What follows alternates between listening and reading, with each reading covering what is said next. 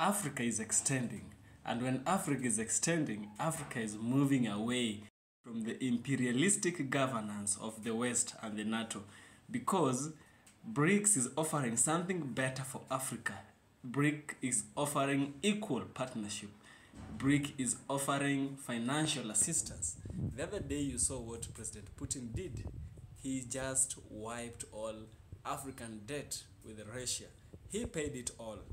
And this is what partnership is called. Friendship, partnership with benefits. Not like the parasitic kind of partnership we have with the West Africa and the France government. No, that is not happening with France. That is not happening with the BRICS. BRICS are offering us good partnership, opportunity to grow and become as equals. And that is what is the aim of this video today. So, listen to this and you'll know that indeed, the NATO, they're pissed off by what the BRICS is doing in Africa. We offered them an opportunity, but they turned us down. BRICS is now bringing us up as Africans. So let's dive in. Don't worry, I have painful eyes right now. Now, the second talks to the issue around food security.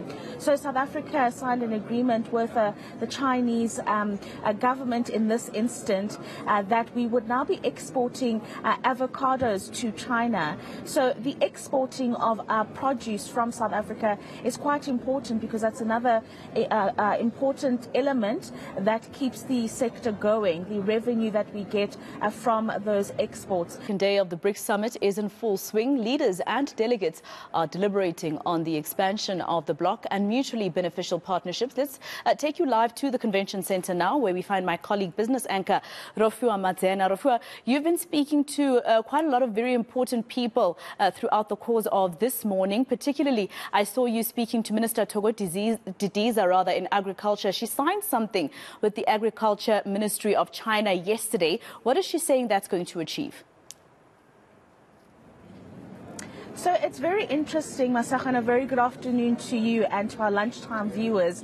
Important deals or agreements were signed yesterday, and in the agricultural sector it was important because we're looking to create a sustainable sector, especially in a time of severe climate change that we've seen.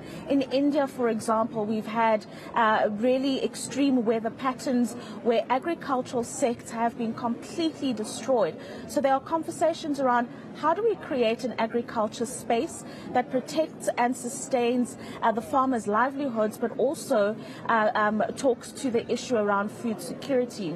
So South Africa signed an agreement with the Chinese government in this instant that we would now be exporting avocados to China. So the exporting of produce from South Africa is quite important because that's another important element that keeps the sector going, the revenue that we get from those exports. And she also spoke to the sustainability that it will create for emerging market farmers who are now entering the market and are exposed not only to the South African market, but now to the Chinese market, the rest of the BRICS trading bloc, and the rest of the African continent. And Rafua, you know, there's also something that was signed between the electricity minister in our country and the energy minister in China yesterday. I believe he explained it a bit further today, our minister that is, especially looking at the fact that back in 2020, China had a shortage of coal and factories had to shut down for a small period compared to ours. But at the end of the day, they also have an energy crisis. That's right. And the nice thing about China is that they have been able to incorporate various technologies to have energy security or an energy availability. And I mean, you can just imagine the magnitude of that country, the population, and the manufacturing sector that the energy space there needs to power, just as an example. So our Minister Ramaphosa did indeed sign an agreement with China to adopt some of the technologies and other resources to end load shedding. So he didn't even speak about reducing load shedding. They are looking to a plan that he ensures the South African public will end load shedding. So that agreement has now been signed. It's going to be a matter of implementing this particular agreement and starting to see that skill set, the technologies, as well as the various other resources that are going to contribute to the end of load shedding in South Africa. And of course, China is not alone when it comes to the various deals that have been signed. South Africa has signed a number of energy-related agreements over the last few months with different stakeholders, both local and global, to end load shedding. We haven't really started to see the fruit of that yet, apart from us being at lower stages of the load shedding. I mean, a big part of that is the diesel that the power utility is burning, but hopefully we'll start to see the fruit of these agreements before the end of the year, hopefully, Maseko. And Rafua, in terms of what the different leaders of the 5 nations said there a little earlier today, just a summary from you in terms of what they said they are trying to achieve. Obviously not by the end of this week. 3 days is not enough. No, absolutely. 2 days, 2 months. Sometimes it could take years to implement a lot of the ideas that are being bandied about at this year's summit. But the important thing here, Masako, is that they are trying to create a community, the global south, a community of developing nations that will no longer be reliant on the global west. A simple example that's been used over the last few days is that when the COVID-19 pandemic hit and hit Africa quite hard, African statesmen were left to go and beg for vaccines from the global west. These leaders are now saying we no longer want to find ourselves in a situation where we have to beg for resources to keep our populations alive.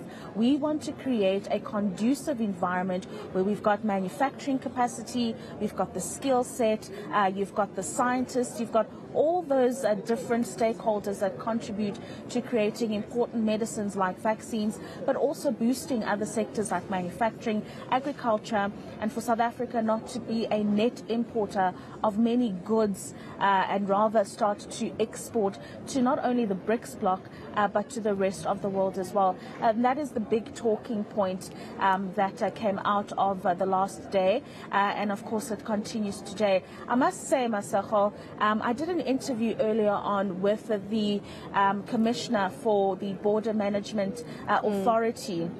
Something that was announced by President Ramaphosa earlier this year, in that Home Affairs will no longer control what happens at the ports of entry in South Africa, and that there's a body that has now been established to do so. The illicit economy, he was telling me, Masako, has grown so much. It grows at a rate of about 7 to 8% a year, and that's all the illegal goods that are coming into the country.